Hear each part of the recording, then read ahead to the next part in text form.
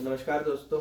जैसे कि आप जानते हैं कि 11 दिसंबर को कल सुप्रीम कोर्ट, भारत के सुप्रीम कोर्ट की जो 5 जजेस की कॉन्स्टिट्यूशनल बेंच थी, उसने बड़ा ही एक ऐतिहासिक फैसला देते हुए ये कहा कि सरकार ने जो 5 अगस्त 2019 को धारा 370 को हटाया था जम्मू और कश्मीर से, बेसिकली उसको रिवोक नहीं करा गया था, उसके अंदर कुछ अमेंडमेंट्स किए गए थे, वो बिल्कुल ही कॉन्स्टिट्यूशनल है, मतलब संवैधानिक तौर पर बिल्कुल ही ठीक है। ये बड़ा ही एक ऐतिहासिक फैसला था।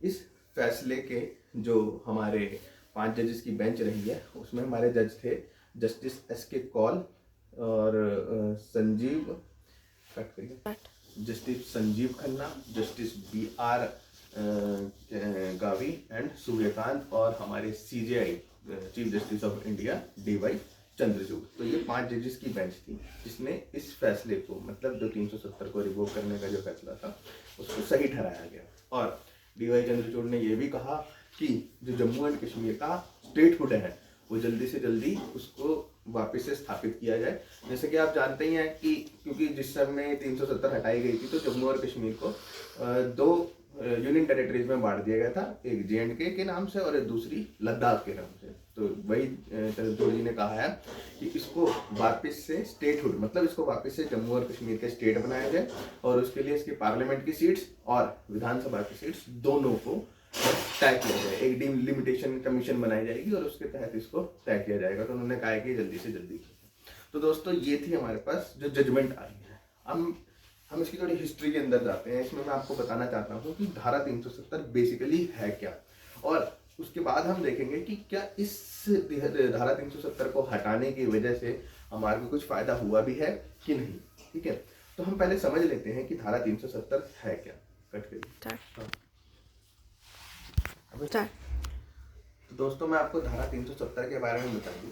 इसको अक्टूबर 17, 1949 को जो है हमारे कॉन्स्टिट्यूशन के अंदर ऐड किया गया। इसके तहत क्या था, जम्मू और कश्मीर को एक स्पेशल पावर दी गई थी, एक प्रिविलेज्ड पावर दी गई थी इनको अपना कॉन्स्टिट्यूशन बनाने के लिए। ठीक है, और जो यहाँ के लोग हैं, जो यहाँ के नेटिव हैं, जो जम्मू एंड कश्मीर को, उनको कुछ स्पेशल प्रिविलेजेस दिए गए थे। ठीक है,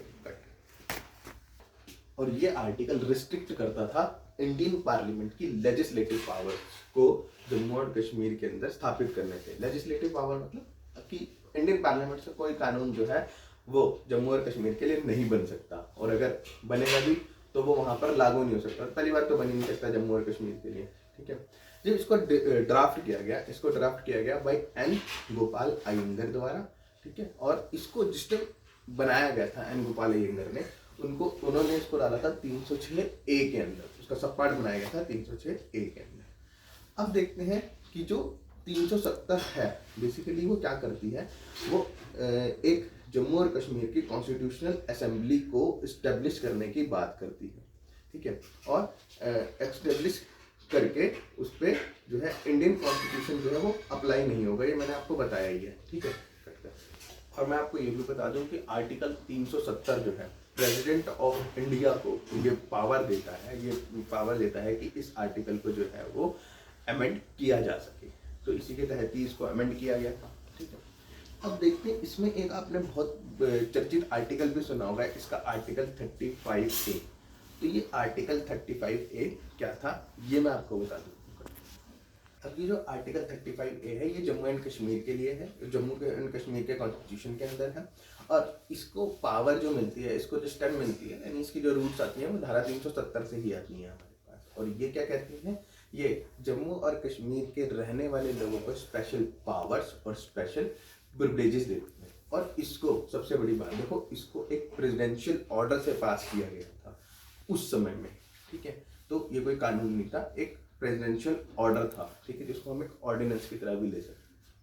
तो मेरे को आशा है कि आप लोगों को समझ में आ गया होगा 370 क्या था और इसको रिवोक किस तरीके से किया गया, बेसिकली अमेंड किस तरीके से किया गया है। ये चीज़ें आपको समझ में आ गई कि क्या जजमेंट आई है इसकी। अब हम देखते हैं कि इफेक्ट इसके क्या पड़े हैं हमारे पास।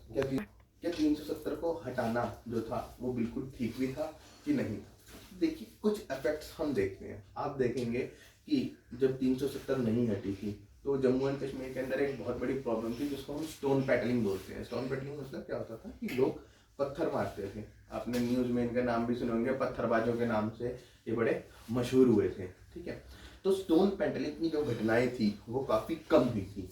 दूसरा, जम्मू और कश्मीर के अंदर मिलिटेंसी, ये देखिए मैं नहीं कह रहा हूँ, ये सरकारी रिपोर्ट्स हैं, ये सरकारी रिपोर्ट्स ने कही है। और आप जानते हैं, अगर आपने कल का भाषण भी देखा होगा गृह मंत्री अमित शाह का राज्यसभा के अंदर, तो उन्होंने भी इन बातों को बताया था। मैं उन्हीं बातों को दोहराने की कोशिश करता हूँ। ठीक है, और मिलिटेंसी यहाँ पर कम हुई है।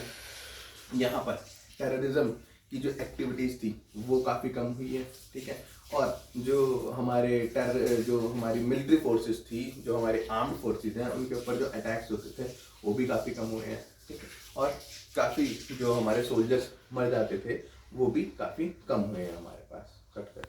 बहुत सारे डेवलपमेंट प्रोजेक्ट्स चलाए गए जम्मू और कश्मीर और लेह लद्दाख के अंदर दोनों ही, जैसे road connectivity, railway connectivity, telecommunication के ऊपर। तो बहुत सारे आपको एग्जांपल्स दे सकता हूँ उसके बारे में। जैसे आप लद्दाख में जानते हैं, जो जिला के अंदर जो है एक ऑल वेदर टनल बनाई गई है ना, ऑल वेदर टनल, जो जिला आप जानते ही होंगे लेह लद्दाख को श्रीनगर से कनेक्ट करता है। तो एक ऑल वेदर जो है टनल बनाई गई, जो सभी मौसम में, बेसिकली वहाँ पे सर्दी में काफ़ी दिक्कत हो जाती थी, रास्ते बंद हो जाते थे, तो अब वो प्रॉब्लम्स हमारे पास सामने नहीं आई। तो ये किस वजह से हो पाया? क्योंकि 37 को रिवोक कर लिया गया, सॉरी 370 को रिवोक कर लिया गया। 370 रिवोक होने की वजह से क्या हुआ, सेंट्रल गवर्नमेंट वहाँ पर अपने प्लान्स जो है वो चला सकती है। आपको ये जानकर भी बड़ी खुशी होगी कि 21 लाख बेनिफिशरीज जम्मू एंड कश्मीर के अंदर आए, जिन्होंने आयुष्मान भारत को के बेनिफिट को जो है रजिस्टर्ड कराया गया अपने लिए, और 1.5 लाख उसमें से ऐसे थे जिन्होंने इन बेनिफिट्स को लिया, यानी फ्री ऑफ कॉस्ट जो है, जानते हैं आप 5 लाख तक का उसके अंदर कवर है, तो फ्री ऑफ कॉस्ट जो है इन्होंने यहाँ पर अपना इलाज भी करवाया। ठीक है, तो ये कुछ चीजें हुई हैं हमारे पास जो बहुत ज्यादा अच्छी हुई हैं। ठीक है, कट करिए।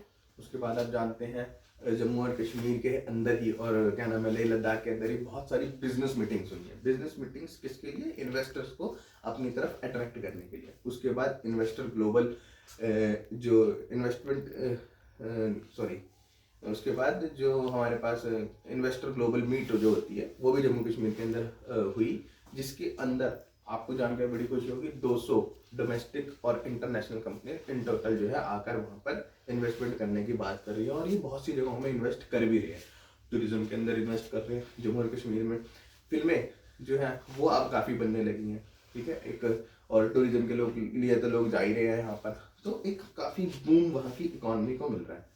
आप सबसे बड़ा इसके बारे में आपने देखा ही होगा, G20 की जो मीटिंग थी वो जम्मू एंड कश्मीर के श्रीनगर के अंदर हुई। तो ये दुनिया को बताना भी था कि हाँ, Jammu and Kashmir is an integral part of India.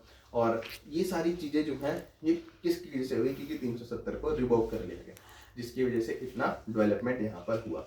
अब देखते हैं कि यहाँ पर पॉलिटिकल रिफॉर्म क्या हुआ हमारे पास।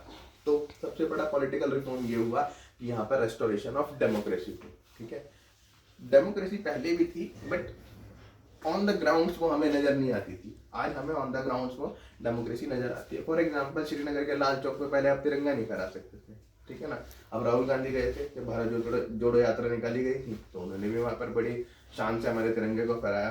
ठीक है, तो ये चीजें जो थी, ये इसको हम कह सकते हैं कि रेस्टोरेशन ऑफ डेमोक्रेसी जो है वो पूरी तरीके से ऑन द ग्राउंड अब हमें नजर आने लगी है। पहले डेमोक्रेसी थी बट इन द पेपर पूरी तरीके से डेमोक्रेसी नहीं थी, टेररिज्म वहां पर बहुत ज्यादा था। ठीक है, दूसरा पॉलिटिकल डेवलपमेंट ये हुआ, आप जानते हैं दिसंबर 2020 के अंदर जो यहाँ पर डिस्ट्रिक्ट काउंसिल के जो वोटिंग हुई थी, जो चुनाव हुए थे, उसके अंदर वोटिंग टर्नआउट जो था मोर देन 50% था। और ऐसे किसी प्रदेश में जहाँ पर इतना मुश्किल टेरेन हो, इतना मुश्किल क्लाइमेट हो, वहाँ पर इतनी वोटिंग टर्नआउट होना मतलब एक रिमार्केबल चीज़ है, बहुत अच्छी चीज़ है। और उसके बाद पंचायती राज एक्ट के अंदर अमेंडमेंट्स की गई। ठीक है ना, जम्मू एंड कश्मीर के लिए उसके अंदर SC, STs, वुमेन्स, OBCs इनके लिए रिजर्वेशंस रखी गई। तो बहुत सारी डेवलपमेंट हुई है। जैसे आप जानते हैं लेह एयरपोर्ट का एक्सटेंशन जो है वो हुआ है जम्मू एंड कश्मीर के अंदर। अब इस समय बात चल रही है ऑप्टिकल फाइबर की, तो ऑप्टिकल फाइबर से क्या होगा, जो रिमोट एरियाज हैं जम्मू एंड कश्मीर एंड लेह लद्दाख के, क्योंकि टेरेन बड़ा मुश्किल है ना, क्लाइमेट बड़ा मुश्किल है, तो वहाँ पर ऑप्टिकल फाइबर से इंटरनेट को बचाया जाएगा, मोबाइल कनेक्टिविटी होगी।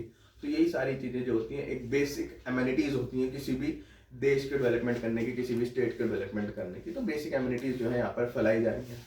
एम्स जो है 2 एम्स वहाँ पर बनने जा रहे हैं, IITs, ठीक है, NITs। तो इस तरीके के इंस्टीट्यूशंस जो हैं जम्मू एंड कश्मीर को मिलने जा रहे हैं, तो 370 से हमें कहीं ना कहीं फायदा भी हुआ है। कुछ इसके नुकसान भी हुए हैं, जैसे मिलिटेंसी जो ग्रुप्स थे वो काफ़ी हाइपर हो गए हैं, जिसकी वजह से वो हमारे मिलिट्री फोर्सेस पे अटैक भी करते हैं। कुछ एथनिक ग्रुप्स के ऊपर भी अटैक हो रहे हैं वहाँ पर। तो ये एक, हम इसको बोल सकते हैं एक रिबाउंस है कि 370 हटाया तो सामने वाला भी कुछ तो रिबाउंस करेगा ही, ठीक है। तो देखते हैं कि आगे जाकर इसका हमारे देश को कितना फायदा होगा या कितना नुकसान होगा। बट मेरे विचार से ये है कि 370 हटाना जो था गवर्नमेंट का एक बहुत बड़ा रिमार्केबल स्टेप था और बहुत ही ऐतिहासिक फैसला था, जिससे आने वाले समय में हमें जो है बिल्कुल फायदा होगा। और जम्मू एंड कश्मीर भारत सरकार का शुरू से कहना है और हमारा भी यही कहना है, it is an integral part of India, ये भारत का एक अभिन्न अंग है। तो आशा करता हूँ दोस्तों आपको मेरी वीडियो से फायदा हुआ होगा। तो जय हिंद, जय भारत।